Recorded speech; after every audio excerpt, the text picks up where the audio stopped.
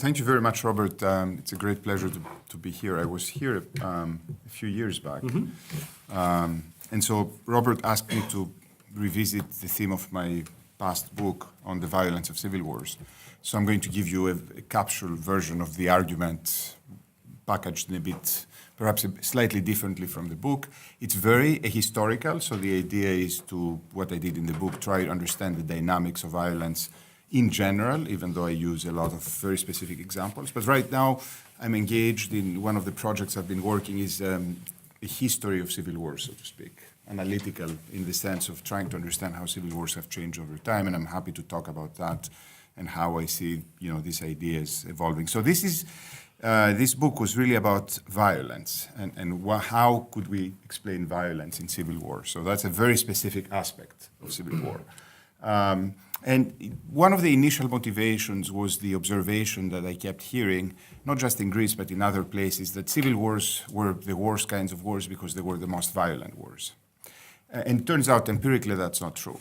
If you look at various dimensions of violence, you have civil wars that are not extremely violent, and you have interstate wars that can be extremely violent. So it doesn't really correspond to reality. However, there is a basis for that perception. It's not an arbitrary perception. In the sense, there's something specific about violence in civil war that makes people, or created in people, the sense that they were exceptional in some respects. And I think there were two features that were captured by that perception. And I call those features, using stark titles, barbarity. That was the first kind of, the idea that somehow violence in civil wars is more atrocious than in other settings.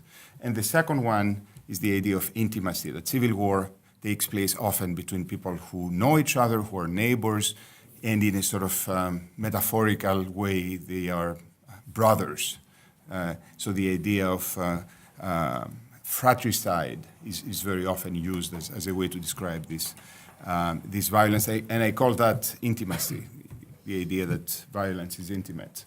Now, if we examine those two ideas, they have several problems. They're not as straightforward as we would like them to be.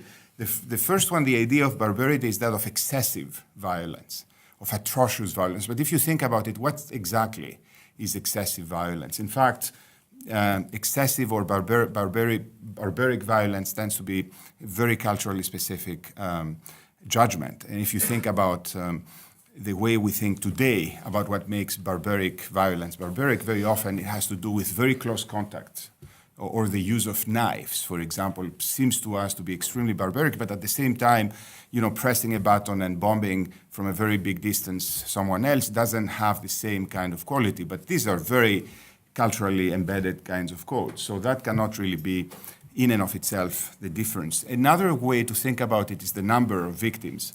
And as I said, there is quite a lot of variation. The most common idea that people have, especially in the humanitarian world, is the idea that civil wars somehow produce more victimization of civilian populations, non-combatants. That is, civilians are really targeted much more than in other wars. It's a tricky comparison, also not completely true. And in fact, if you look at an example that has been used as a sort of almost archetypal example of excessive violence in civil war, it's the war in Bosnia. It turns out that the early figure of 200,000 dead fatalities was not correct. There is now a data set that recorded all the names of the victims.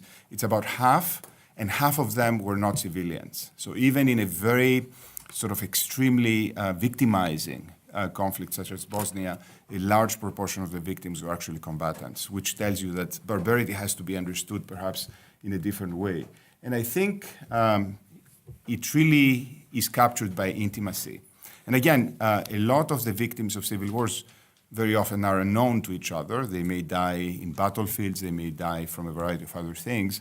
But the fact that people who know each other very often engage in violence against each other has a particularly transgressive dimension that I think sticks with people, creates a long-term trauma, and is very difficult to deal with. And I think this is where eventually, ultimately, everything that has to do with this exceptional character of civil war violence comes back to. So what I wanted to do in this project was to make sense, to provide this sort of account of violence that could account for those two dimensions. One way, and people had not really thought in a sort of theoretically autonomous way about violence in civil wars, because most of the thinking about civil wars encompasses every aspect. And so what I did was to try to reconstruct four distinct intellectual traditions that we can see emerging time and again to try to make sense of violence in civil wars. The first one I call Hobbesian tradition. And it's basically the idea that violence is the result of anarchy. And it's very much associated today, for example, with new wars, failed states, the idea that the collapse of state authority opens the door to the true nature of humans, as Hobbes describes it.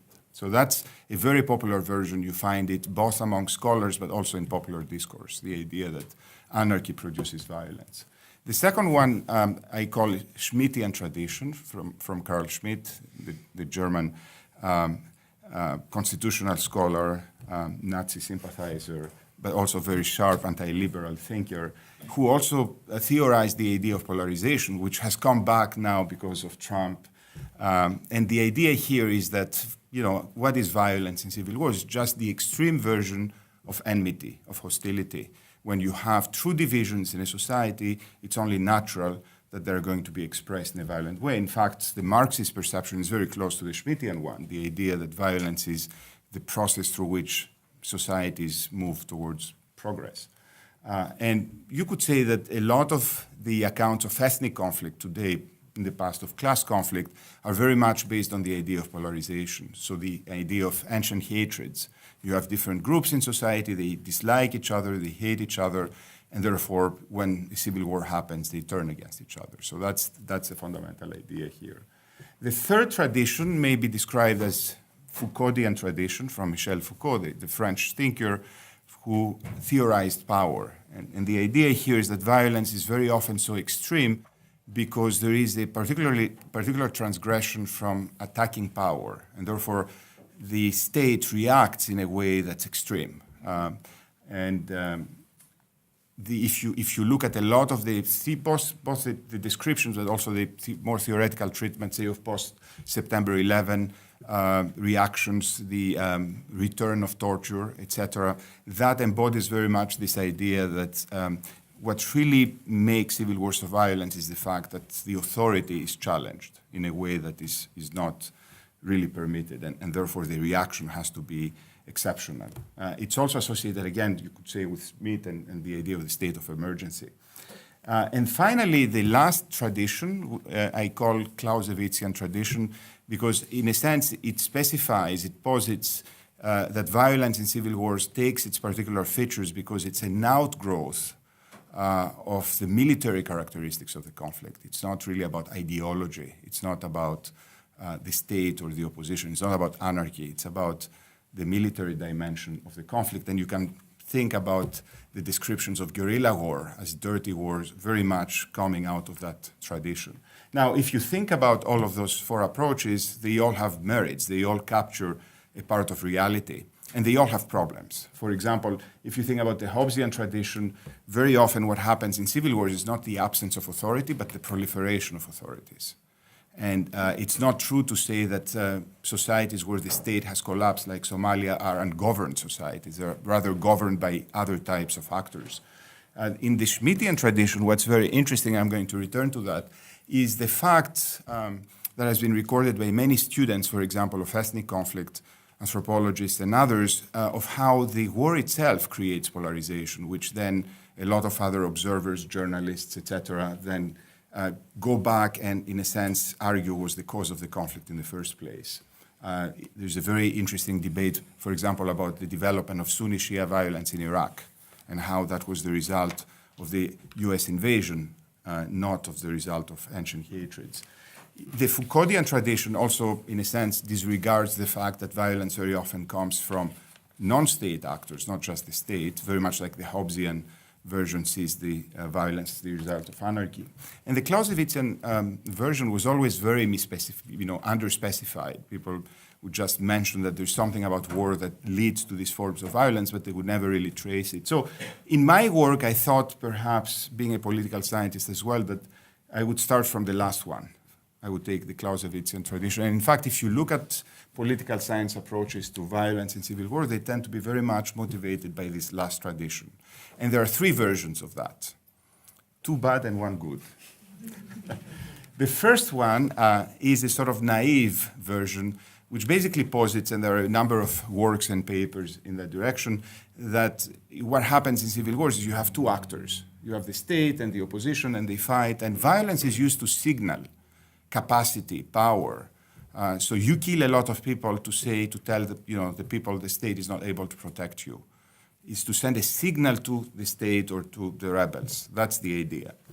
The second version is a Hobbesian version of the Clausewitzian tradition, which is basically, it's not anarchy in society, but what happens, especially among armed actors in civil wars, is that they are internally fragmented and divided. They cannot enforce discipline. So you have armed actors where basically the commanders unleash their troops, who then gratuitously kill and maim population. So a lot of the work that has been done in that tradition emphasizes, is very much inspired by what happened in places like Liberia, Sierra Leone, etc. So the abductions by children, sexual violence. So it's the result of indiscipline. It's a sort of anarchy within military structures. My approach is more complicated. It's triadic. And so what I argue is that civil wars are places in which you have armed actors competing against each other, but they also need to both acquire the loyalty and threaten the civilian population in order to make sure they only collaborate with them and not with the other side. So it's a bit like a triangle. You have ideally two armed actors and the population, and it's a game that takes place among those three. And I specify in the book a very specific type of institutional environment, guerrilla or irregular war.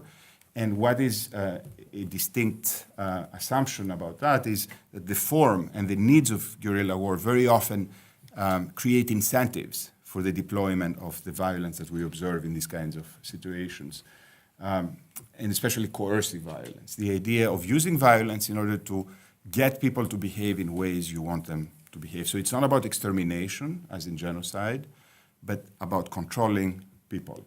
And there is a sort of, what complicates the picture is that there is a bilateral situation or structure in which individuals can leave one side and go to the other side. I'm going to complete fairly quickly.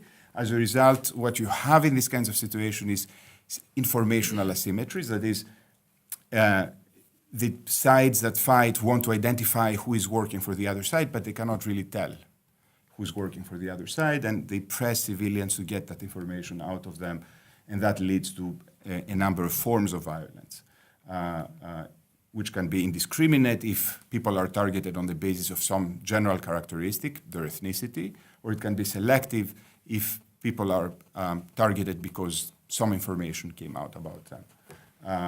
And selective violence is very common, even though it's much less visible, because people get targeted individually, not as large groups, but eventually that adds up to very large numbers. And that's my favorite picture of this type of violence, in which comes from Greece's German occupation in 1944. And you see, in fact, the informer, the figure of the hooded informer who provides this armed man with local information about who is who. So the idea is not to execute everyone, but select those who are deemed to be the most dangerous people. So that's the idea here.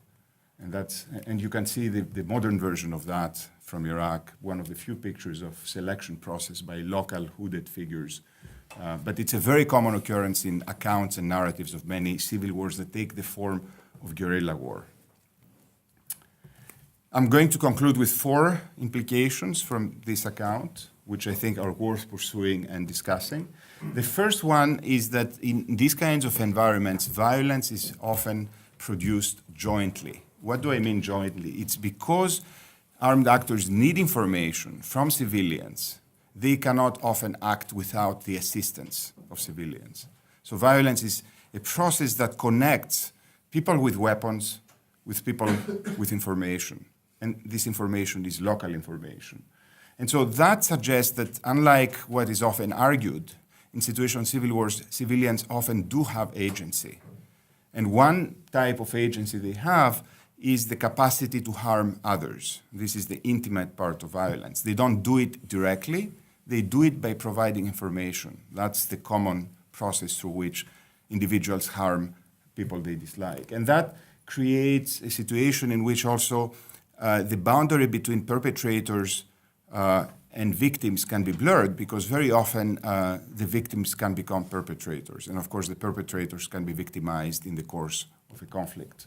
It has a lot of implications about how humanitarian thinking operates, because very often it places a very strong boundary between non-combatants and combatants, civilians who are presumed to be innocent and fighters who are presumed to be guilty. In fact, I argue the boundary is very blurred, and that has a lot of normative implications as well. The second implication is that violence in civil wars is often privatized, in the sense that the process of providing information opens the door to what is known as moral hazard. People use the opportunity to denounce others in order to settle local and personal accounts, which is a lot of what we read in ethnographic descriptions or micro-historical descriptions of civil wars, how civil wars in a sense become a war of all against all, but in the very localized sense of people who have grudges against each other using that opportunity. And in that sense, you could say that civil war violence is not an instance of polarization, but of privatization of violence. Exactly the opposite than someone like Schmidt would believe. And it's the flip side of ideological polarization, and also the dark side of social capital. Why? Because places that have a lot of interaction between people are going to be the places in which people also dislike each other very much and use the opportunity to go against each other. So small villages, for example, tend to be worse places. In the Soviet Union during the Stalinist era, a lot of denunciations came from people who lived in communal apartments because they just hated each other living in a small space. The third implication is that one of the things that always struck me when I was studying these issues, to the extent to which what was going on the ground often did not fit with the issues that were composing what we may describe as the master cleavage. So you may have a war between, say, leftists and rightists, or Serbs and Croats, but in fact, very often the violence on the ground seemed to follow the boundaries of families, of clans, of competing villages, and that was always very, very puzzling. And people have a very hard time understanding that. And there is always a tendency to impute to every micro-action motivations that come from the master cleavage, and in a sense, mislead us. But by the same account, what we observe is when a war continues, violence itself creates identities in a sort of endogenous ways. It transforms how people think of themselves. So you could argue that in Iraq, the Sunni-Shia dimension didn't have a violent or a very intense kind of division. A lot of the killing was very personalistic. But as a result of what went on, new identities emerged that were, in a sense, infused with the legacy of violence. And there is quite a lot of work in political science now trying to trace the legacies of violence over time and how they shape identities, how they shape, for example, voting behavior. And in Ireland, of course, that's something that is quite easy to make sense. So these are the four implications, and I think they constitute the basis for a fruitful discussion. I would argue that even though they take different forms in different civil wars, you can observe those patterns in many different civil wars across time and space. Thanks very much. Thanks very much, Stathis.